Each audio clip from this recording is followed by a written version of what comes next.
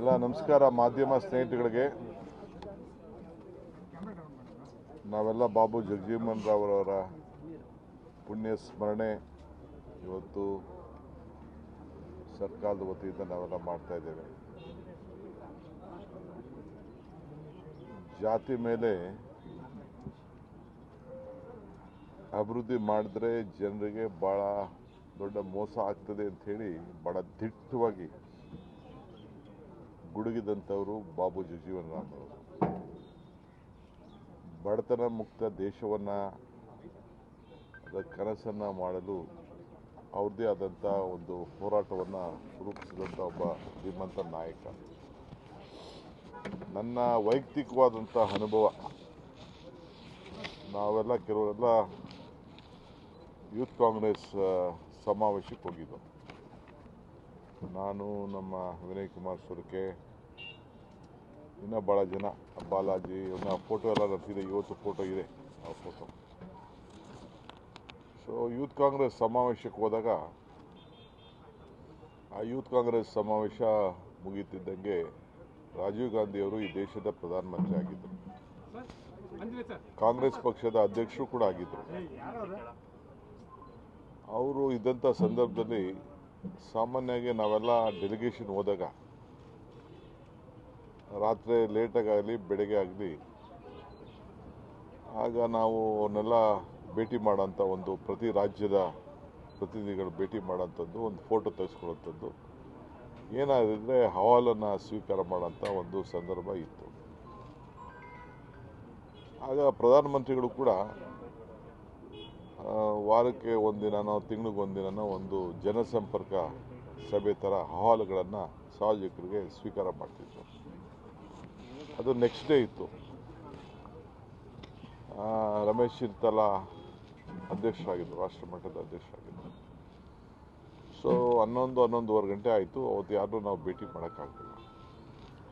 ಬೆಳಗ್ಗೆ ಏನು ಹೇಳಿದ್ರು ಅಂದರೆ, ಜಾಫರ್ ಶರೀಫ್ ಇದ್ದರು ಅವತ್ತು. ಏನು ಹೇಳಿದ್ರು ಅಂದರೆ ಅವರು, ಇವತ್ತು ರಾತ್ರಿ ಯಾರು ಯುವಕರನ್ನು ನಾವು ಭೇಟಿ ಮಾಡೋಕ್ಕಾಗಲ್ಲ, ನಾಳೆ ಬೆಳಗ್ಗೆ ಜನತಾ ದರ್ಶನ ಇದೆ, ಆ ಸಂದರ್ಭದಲ್ಲೇ ನಿಮ್ಮನ್ನೆಲ್ಲ ಭೇಟಿ ಮಾಡ್ತೀವಿ ಅಂತ ಹೇಳಿದ್ರು. ಆಗ 7 ರೇಸ್ ಕೋರ್ಸ್ ರೋಡು ಪ್ರಧಾನಮಂತ್ರಿಗಳ ಮನೆ. ನಾವೆಲ್ಲ ಲೈನಲ್ಲಿ ಕೂತಿದ್ದೋ. ಫಸ್ಟು ಆಂಧ್ರ, ಅರುಣಾಚಲ್ ಪ್ರದೇಶ ಹೀಗೆಲ್ಲ ಇತ್ತು, ಎಲ್ಲ ಒಂದೊಂದೇ ಇತ್ತು. ಆಮೇಲೆ ನಮ್ಮದು ಕೇರಳ, ಕರ್ನಾಟಕ ಇತ್ತು. ಕೇರಳ ಆದ ತಕ್ಷಣವೇ ನಮ್ಮದು ಕರ್ನಾಟಕ ಲೈನ್ ಸರ್ದಿ ಬಂತು. ನಾವೆಲ್ಲ ಏನು ಎಂಟ್ರ್ ಆಗಬೇಕು. ಎಂಟ್ರ್ ಆಗಬೇಕಾದ್ರೆ ಇದ್ದಕ್ಕಿದ್ದಂಗೆ ನಮ್ಮ ಲೈನು ನಿಂತ್ಕೊಳ್ತು. ಸ್ವಲ್ಪ ಸೆಕ್ಯೂರಿಟಿ ಅಷ್ಟೊತ್ತಿಗೆ ಇಂದಿರಾ ಗಾಂಧಿ ಅವರ ಹತ್ಯೆ ಕೂಡ ಆಗಿದ್ದರಿಂದ ಅವರು ಪ್ರಧಾನಮಂತ್ರಿ ಆಗಿದ್ದರು. ಸೊ ನಾವೆಲ್ಲ ನಿಲ್ಲಿಸ್ಬಿಟ್ಟು ಕೇರಳ ಆದಮೇಲೆ ನಮ್ಮನ್ನೆಲ್ಲ ಎತ್ಕೊಂಡೋಗಿ ಒಳಗಡೆ ಕುಂಡ್ರಿಸಿದ್ರು. ಅಷ್ಟೊತ್ತಿಗೆ ಒಬ್ಬ ಮುತ್ಸದಿ, ಒಬ್ಬ ನಾಯಕರು ಒಂದು ಅಂಬಾಸಿಡರ್ ಕಾರಲ್ಲಿ, ವೈಟ್ ಕಲರ್ ಕಾರಲ್ಲಿ ಗೇಟ್ ಹತ್ರ ಬಂದು ಅವರು ಹಿಡಿತಾರೆ. ಅವರ ಸೆಕ್ಯೂರಿಟಿ SP ಅವರು ಬಂದು ಇವ್ರಿಗೆ ರಾಜೀವ್ ಗಾಂಧಿ ಅವರಿಗೆ ಹೇಳ್ತಾರೆ, ಈ ರೀತಿ ಒಬ್ಬ ಹಿರಿಯ ನಾಯಕರು ಬಂದಿದ್ದಾರೆ ಇದ್ದಕ್ಕಿದ್ದಂಗೆ ನಿಮ್ಮ ನೋಡಲಿಕ್ಕೆ ಅಂತ. ಅವ್ರು ತಕ್ಷಣ ಓಡೋಗಿ ಅವ್ರನ್ನ ಗೇಟಿಂದ ಒಳಗಡೆ ಬಂದ್ಬಿಟ್ಟಿರ್ತಾರೆ ಅವರು. ಅಷ್ಟೊತ್ತಿಗೆ ಈ ಒಂದು ಜನಸಂಪರ್ಕ ಸಭೆ ಬೇರೆ ಇತ್ತಲ್ಲ, ಅದಕ್ಕೂ ಕೂಡ ಬೇರೆ ನಿಗದಿ ಮಾಡಿದರು. ಸೊ ಹೋಗಿ ನೋಡಿದಾಗ ಅವರು ಬಾಬು ಜಗಜೀವನ್ ರಾಮ್ ಅವರು. ಅವ್ರನ್ನ ಒಳಗಡೆ ಕರ್ಕೊಂಡು ಹೋಗ್ತಾರೆ. ನಮ್ಗೆ ಯಾರು ಅಂತ ಗೊತ್ತಾಗಲಿಲ್ಲ. ಕರ್ಕೊಂಡೋಗಿ ಒಂದು 15 ನಿಮಿಷ ಅವ್ರ ಹತ್ರ ಮಾತಾಡ್ತಾರೆ. ಮಾತಾಡಾದ್ಮೇಲೆ ಕೊನೆಗೆ ವಾಪಸ್ ಅವ್ರನ್ನ ಕಳಿಸ್ಬಿಟ್ಟು ನಮ್ಮ ಹತ್ರಕ್ಕೆ ಬಂದರು. ನಾವು ಕೇಳ್ದೋ, ಏನದು, ಯಾರು ಈ ಥರ ಹೋದ್ರಲ್ಲ ಏನೋ ಅಂತ. ಇಲ್ಲ, ಅವರು ಬಾಬು ಜಗಜೀವನ್ ರಾಮ್ ಅವರು ನನ್ನ ಭೇಟಿ ಮಾಡಬೇಕು ಅಂತ ಬಂದರು. ಭಾಳ ದಿನದಿಂದ ನನ್ನನ್ನು ಭೇಟಿ ಮಾಡಬೇಕು ಅಂತ ಪ್ರಯತ್ನ ಮಾಡ್ತಿದ್ದಂತೆ. ಅವ್ರಿಗೆ ನಮ್ಮ ಸ್ಟಾಫ್ ಆಗಲಿ ನನಗಾಗಲಿ ಸರಿಯಾಗಿ ಮಾಹಿತಿ ಕೊಡಲಿಲ್ಲ. ಅವ್ರಿಗೆ ಅಪಾಯಿಂಟ್ಮೆಂಟು ಕೊಟ್ಟಿರಲಿಲ್ಲ ಇವರು. ಸೊ ಅವರು ಇವತ್ತು ಜನತಾ ದರ್ಶನ ಇತ್ತಲ್ಲ, ಆ ದರ್ಶನ ಸಂದರ್ಭದಲ್ಲಿ ನನ್ನ ಭೇಟಿ ಮಾಡಬೇಕು ಅಂತ ಬಂದಿದ್ದರು. ಸೊ ಅವ್ರದ್ದು ಹೋಗಿ ಮಾತಾಡಿದೆ. ಏನು ವಿಚಾರ ಅಂತ ಹೇಳಿದ್ರು. ಅವ್ರು ಹೇಳಿದ್ರು, ನಾನು ನಿಮ್ಮ ತಾತ ಜೊತೆ ಕೆಲಸ ಮಾಡಿದ್ದೀನಿ, ನಿಮ್ಮ ತಾಯಿ ಜೊತೆ ಕೆಲಸ ಮಾಡಿದ್ದೀನಿ. ಅನೇಕ ಭಿನ್ನಾಭಿಪ್ರಾಯ ಬಂದ್ಬಿಡ್ತು. ಸೊ ಭಿನ್ನಾಭಿಪ್ರಾಯ ಬಂದು ಕೊನೆಗೆ ಈಗ ನನ್ನ ಅಂತ್ಯಕಾಲ. ನನಗೆ ಈ ದೇಶದಲ್ಲಿ ನಾವೆಲ್ಲ ಈ ದೇಶದ ಇತಿಹಾಸಕ್ಕೆ ನಾವೆಲ್ಲ ದುಡ್ದಂಥವ್ರು. ರಾಜಕೀಯದಲ್ಲಿ ಡಿಫ್ರೆನ್ಸ್ ಬರ್ತದೆ. ಆದರೆ ನನ್ನ ಕೊನೆಯ ಹಂತದಲ್ಲಿ ಆಗ ಬಾಬು ಜಗಜೀವನ್ ರಾಮ್ ಹೆಸರಿನಲ್ಲಿ ಕಾಂಗ್ರೆಸ್ ಮಾಡಿಕೊಂಡಿದ್ದು, ಕಾಂಗ್ರೆಸ್ ಮಾಡಿಕೊಂಡಿದ್ದು. ಅವ್ರು ಹೇಳಿದ್ರು ನಾನು ಮತ್ತೆ ಈ ಮೇನ್ ಸ್ಟ್ರೀಮ್ಗೆ ನಾನು ಬರಬೇಕು. ನಾನು ಯಾವ ಅಧಿಕಾರ ಕೇಳೋಕ್ಕೆ ನಾನು ಬರಲಿಲ್ಲ.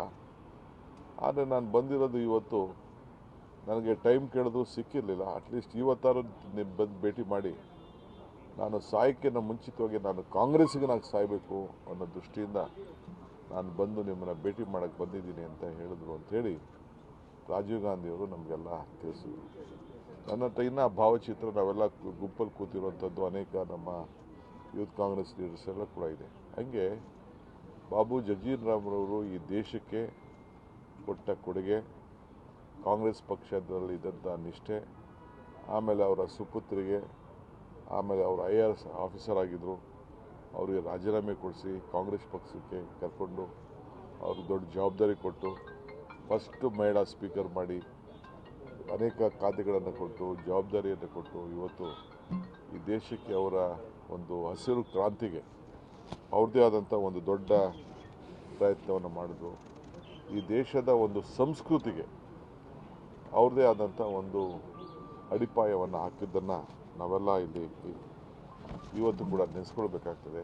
ಅನೇಕ ಸಂದರ್ಭದಲ್ಲಿ ಅವರು ಈ ದೇಶದ ಸಂಸ್ಕೃತಿ ಬಗ್ಗೆ ಅಪಾರವಾದಂಥ ಒಂದು ಜನರಿಗೆ ಮಾರ್ಗದರ್ಶನ ಕೊಟ್ಟು ಸರ್ಕಾರಕ್ಕೆ ಒಂದು ದೊಡ್ಡ ಅವರ ಆಚಾರ ವಿಚಾರಗಳನ್ನೆಲ್ಲ ಕೂಡ ಪ್ರತಿಪಾದನೆ ಮಾಡಿದ್ರು. ಇವತ್ತು ನಾವೆಲ್ಲ ಅವ್ರು ಬಂದು ಅವ್ರನ್ನ ಸ್ಮರಿಸ್ಕೊಂಡು ವಿಧಾನಸೌಧದ ಈ ದಕ್ಷಿಣ ದ್ವಾರದಲ್ಲೇ ಅವರ ಸೇವೆ, ಪಶ್ಚಿಮ ದ್ವಾರದಲ್ಲಿ ಅವರ ಸೇವೆನ ಸ್ಮರಿಸ್ಕೊಂಡು, ಉತ್ತರದಲ್ಲಿ ಬಾಬಾ ಸಾಹೇಬ್ ಅಂಬೇಡ್ಕರ್ ಇದ್ದಾರೆ, ಇದು ಉತ್ತರಕ್ಕೆ ದಿಕ್ಕಿನಲ್ಲಿ ಅದನ್ನು ಕೂಡ ಅವತ್ತು ಗುಂಡರಾಯರು ಅದನ್ನು ಸ್ಥಾಪನೆ ಮಾಡಿದ್ರು. ನಾನು ನೆನಪಿದೆ, ನಾನು ಯುವಕ ವಿದ್ಯಾರ್ಥಿ ಘಟಕದಲ್ಲಿದ್ದೆ. ಅವತ್ತು ಗುಂಡರಾಯರು ಒಂದು ಆರ್ಮುಗಮ್ ಅಂತ ಇದ್ದರು ನಮ್ಮ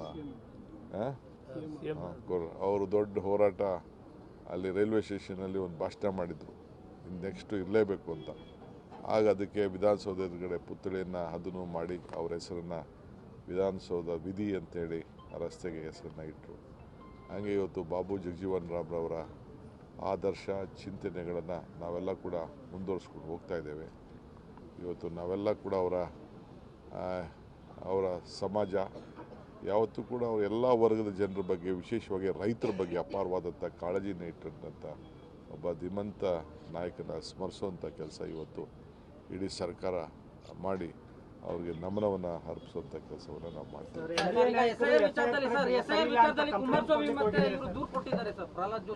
ನೋಡಿಯಪ್ಪ, ನಮ್ಮದು SIR ವಿಚಾರದಲ್ಲಿ ಕೇಂದ್ರ ಸರ್ಕಾರ ಅಂದರೆ ಎಲೆಕ್ಷನ್ ಕಮಿಷನ್ ಮಾಡೋಂಥ ರೀತಿಲಿ ನಮ್ಮದೇ ಆದಂಥ ಭಿನ್ನ ಅಭಿಪ್ರಾಯ ಇದೆ.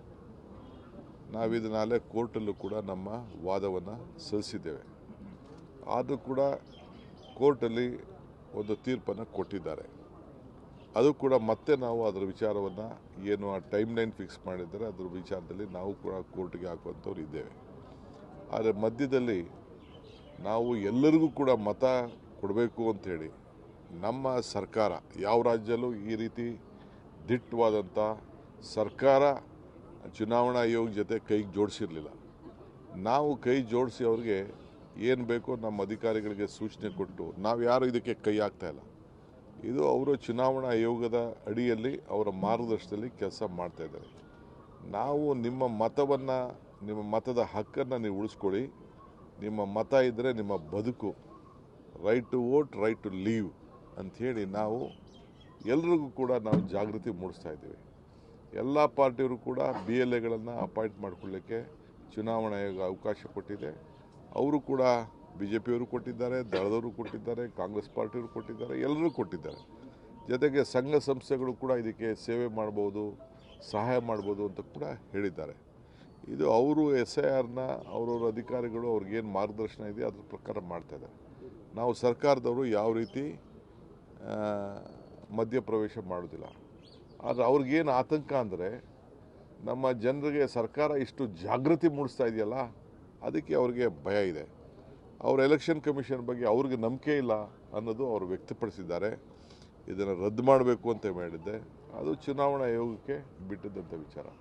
ನಾವು ಕೂಡ ಅನೇಕ ವಿಚಾರದಲ್ಲಿ ಇವತ್ತು ಎಲ್ಲರಿಗೂ ಕೂಡ ಕ್ಯಾಸ್ಟ್ ಸರ್ಟಿಫಿಕೇಟ್ಗಳು ತೆಗೆದುಕೊಂಡಿದ್ದಾರೆ. ಸುಮಾರು 4.25 ಕೋಟಿಯಷ್ಟು ಜನ OBC certificate, SC certificate, ST certificate, ಕೆಲವು ಮೈನಾರಿಟಿ ಸರ್ಟಿಫಿಕೇಟಿಂಗೆಲ್ಲ ತೆಗೆದುಕೊಂಡಿದ್ದಾರೆ.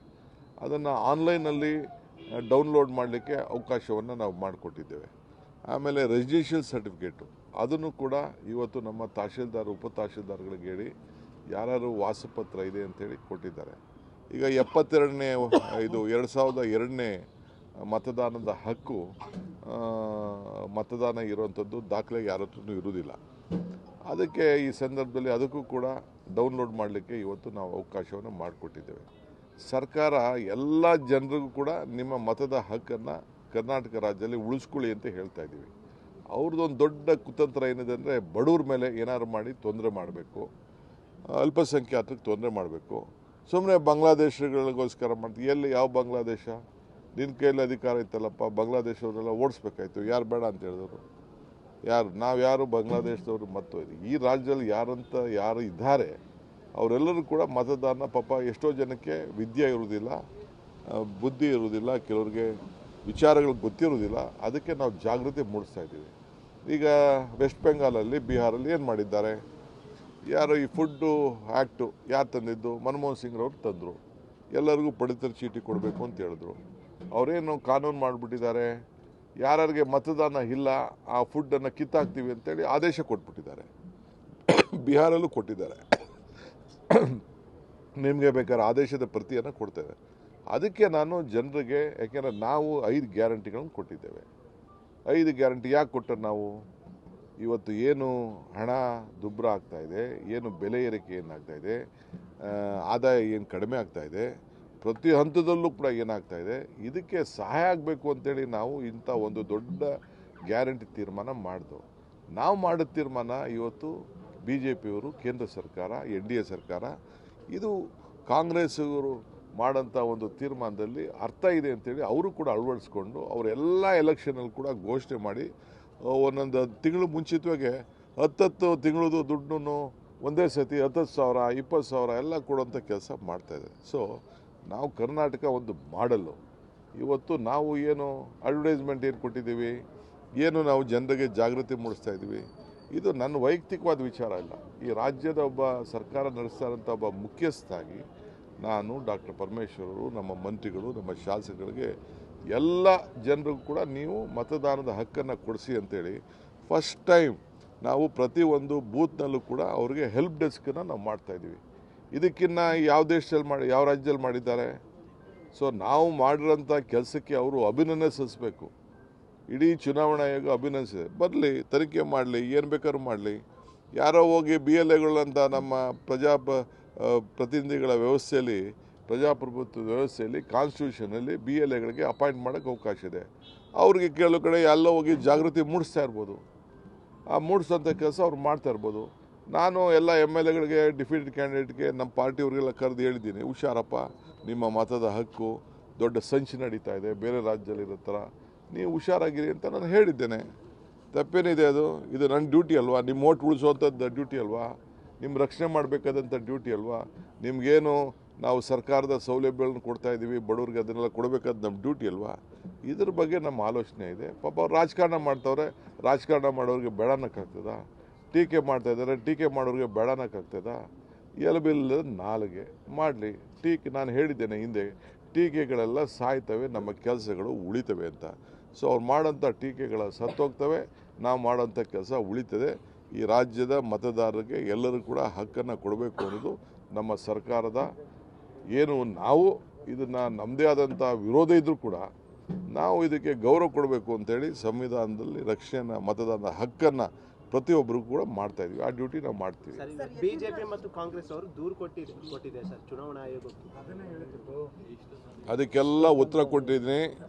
ಈಗ ನಾನು ಪ್ರಕ್ರಿಯೆ ಸ್ಥಗಿತ ಮಾಡಿ ಅಂತ ಒತ್ತಾಯ ಮಾಡ್ತಾ ಇದ್ದಾರೆ. ನಾನು ಪರಮೇಶ್ವರ್ ಅವರು, ಅದು ನಮ್ಮ ಡ್ಯೂಟಿ ಅಲ್ಲ, ನಾನು ಪರಮೇಶ್ವರ್ ಅವರು ಮತ್ತು ಆ ಭಾಗದ ಮಂತ್ರಿಗಳು ನಾವೆಲ್ಲ ಈಗ ಬೀದರ್ಗೆ ಹೋಗ್ತಾ ಇದ್ದೀವಿ. ಅನುಭವ ಮಂಟಪ ಫಸ್ಟು, ಅಲ್ಲಿ ಅನುಭವ ಮಂಟಪ ಇಡೀ ಪ್ರಪಂಚದಲ್ಲೇ ಮೊದಲನೇ ಅದು ಅನುಭವ ಮಂಟಪ ಬಸವಣ್ಣವರು ಮಾಡಿದಂಥ ಅಲ್ಲಿಗೆ ಹೋಗ್ತಾ ಇದ್ದೀವಿ.